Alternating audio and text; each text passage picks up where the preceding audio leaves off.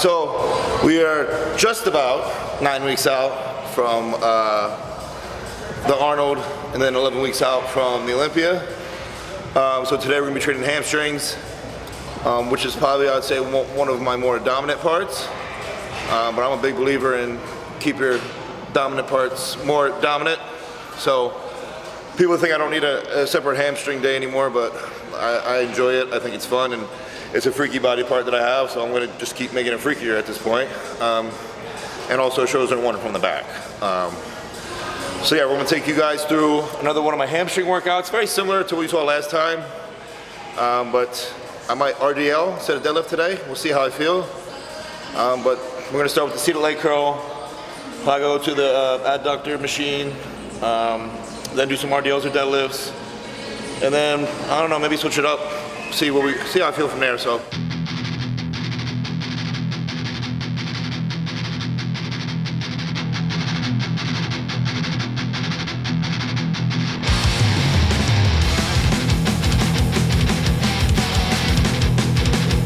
And since it is the first exercise, do as many warm-ups as you need.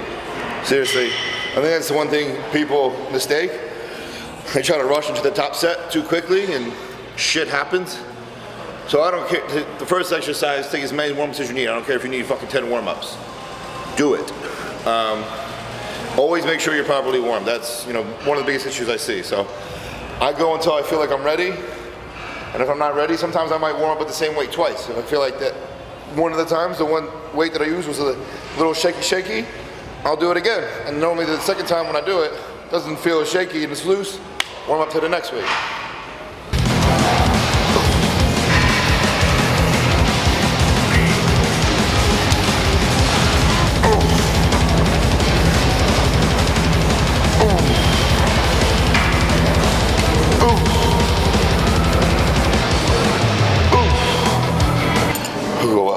Is this one of your shirts? Yeah, it's one of my newer ones that I hope to come out soon. Like, soon.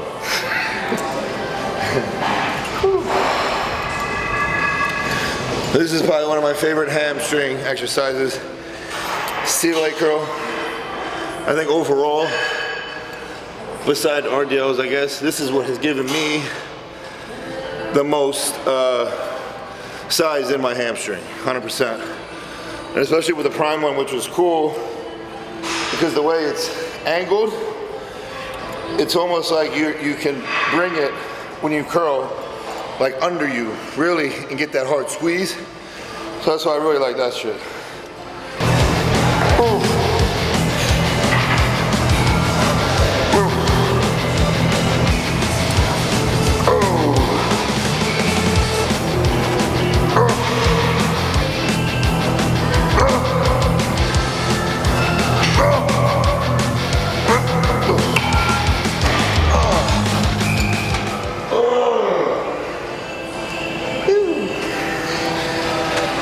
Fucking burns, bro. It like gets in there. Since I can move where I actually want the weight, I'm gonna start in the middle, which is the whole fucking thing. I'm gonna do about 10 reps, and then I'm gonna put it at the beginning, which will focus on more of the stretch at the top, and then I'm gonna go to the end, which is gonna make it hard in the squeezing. And then once I feel like I'm completely failed, I'm just gonna try and get as many partials as I can from that position.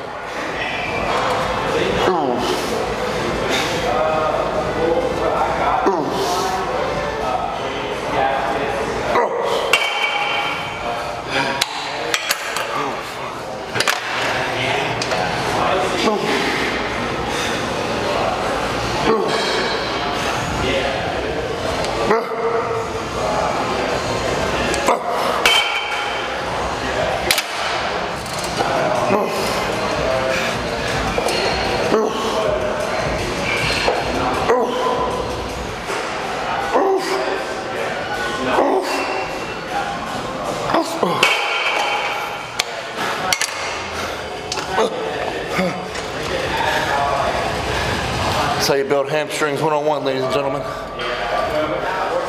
All right, so now for the second movement, we're gonna do the Prime Fitness inner thigh. And where I have this set up on level 4, which is going to be the middle and end range, which is going to make it really harder to squeeze for the contraction at the bottom. I'm going to work on my good girls. Oh no. Not today. So you're going to do it every rep. Squeeze! Squeeze! It's the birthday boy. It's my birthday. He's 40. 49. I like that.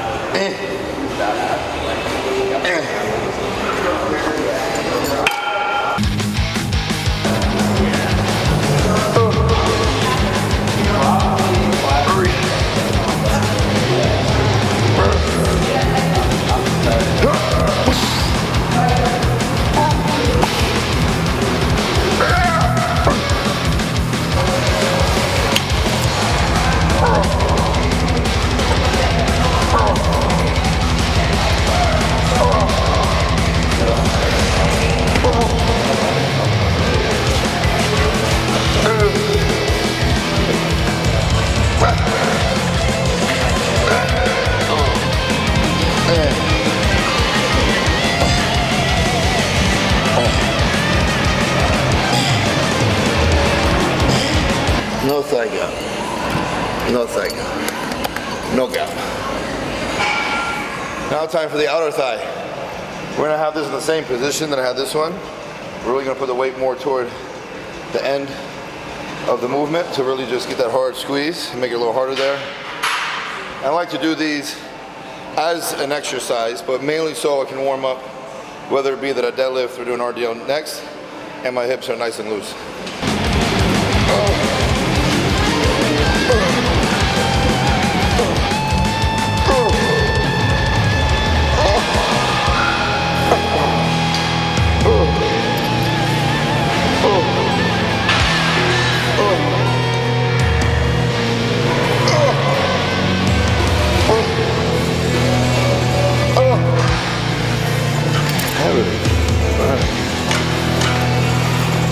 It's like my ass is on fire. Shit. So now for our third, fourth, whatever movement at this point, we're going to do RDLs. This is one of those exercises I feel like you have to be very careful on, regardless whether you do it the middle end. It's like not to jinx it, but it's kind of like a bench. You understand what I'm saying? So I see a lot of people that go drastically heavy, which is dope, and it's awesome, but it's really at a high risk at that point. So the way I like to perform an RDL to really get the most out of it, instead of going straight down, I kind of like to go a little forward with it and emphasize the stretch even more, which will make it even harder, and you won't have to pack on so much weight, and you'll probably get a better and stronger contraction out of the hamstrings rather than trying to pack on a shit ton of weight for an ego lift. But I only have one of the best hamstrings, but what do I know? And another trick with these as well is the main thing is to keep the focus on the hamstring, right? So when you're going down, don't go down too far to now where your back's involved, because now it's just going to hinder your exercise. So go as far as it allows you. Stop, come up. You're still going to get exactly what's needed. You go too far, you bring the lower back in, and it defeats the purpose.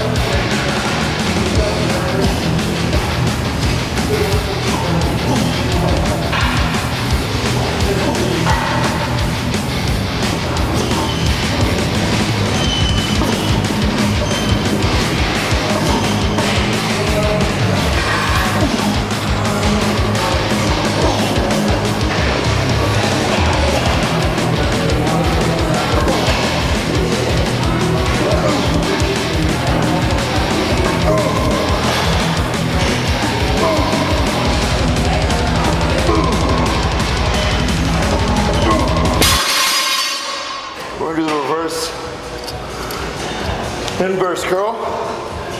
Basically this is a really hard hamstring curl. And just so I'm pretty sure a lot of you know, for those who don't, the more weight you put on, the easier it is, because it's going to counterbalance you and help you come back up. The less weight you have, the harder it is. I mean, primarily the goal was to have zero weight, but being that this is my 5th exercise and I weigh like 270-some pounds, this is going to be really heavy for me, period.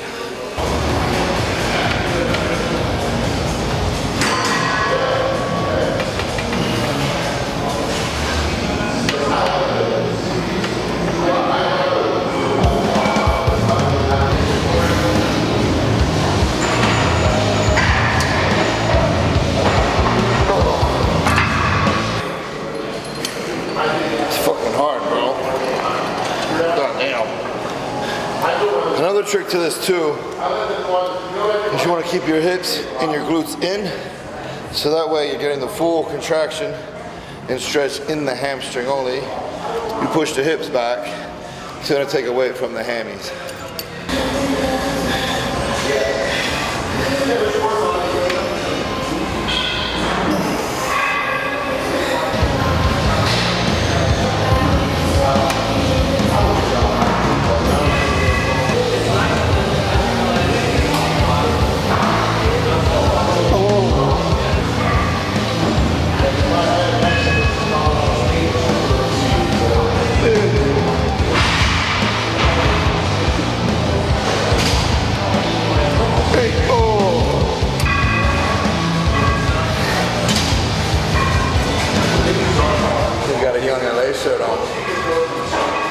Nice shirt, buddy. Yeah, I look like you. Did you think I was you for a second? He looks shredded in that shirt. Young LA, Code Mutant. You know the deal. Small plug. He looks like a stud. Say Young LA is for bodybuilders too. Prime example. Young LA. Men's physique. It's for men's physique. Young LA. He looks like a stud in this shit. It's a nice color too. It matches your tan. You look full. Can you have some burgers or something?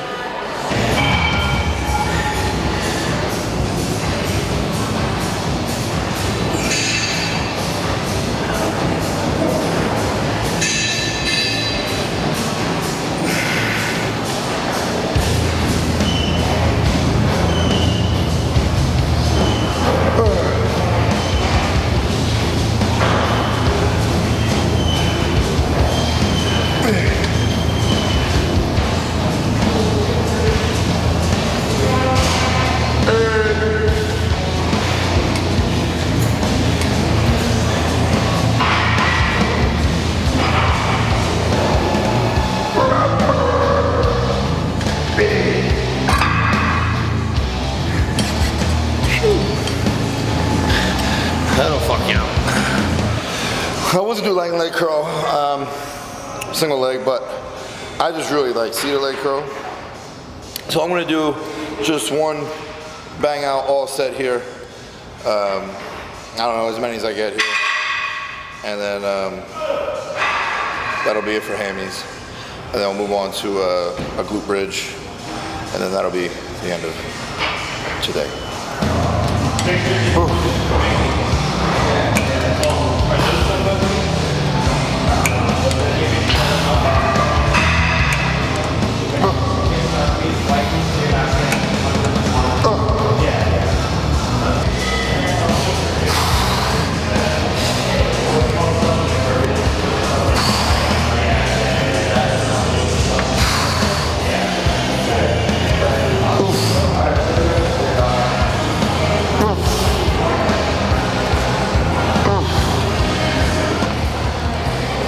That was good.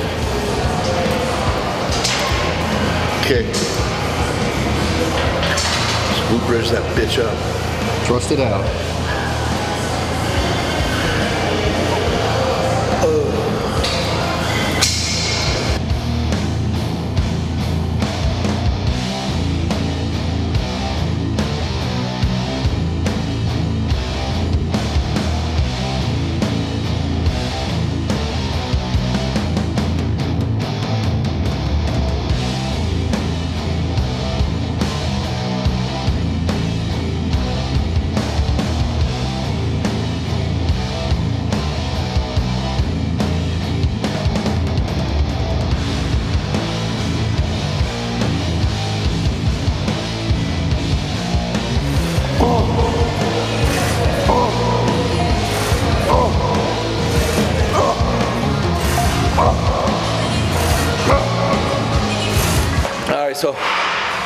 that is the end of the glute and ham workout.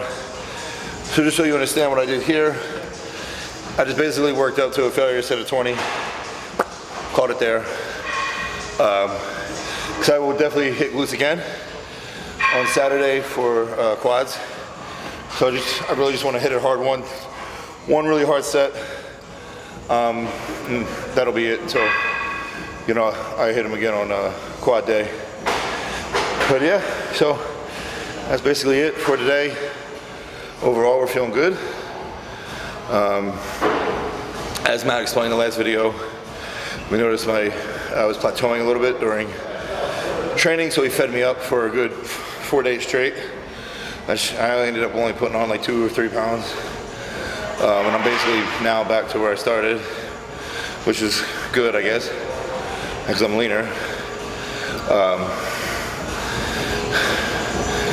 But yeah, we got 9 weeks, you know, and I'm a big believer when you have a goal, you do whatever you can to achieve that goal, and you let everyone know who you're going against. You let them know what that goal is. That's why I'm a big believer in speaking it into existence, like I've always said. And as far as I'm concerned, I train to win, and I'm going to win the Arnold Classic. That's where my head's at. That's where it's been. And that's just what's going to happen. So, until next time, please subscribe, share the video, like the video, all the above, and I'll see you soon.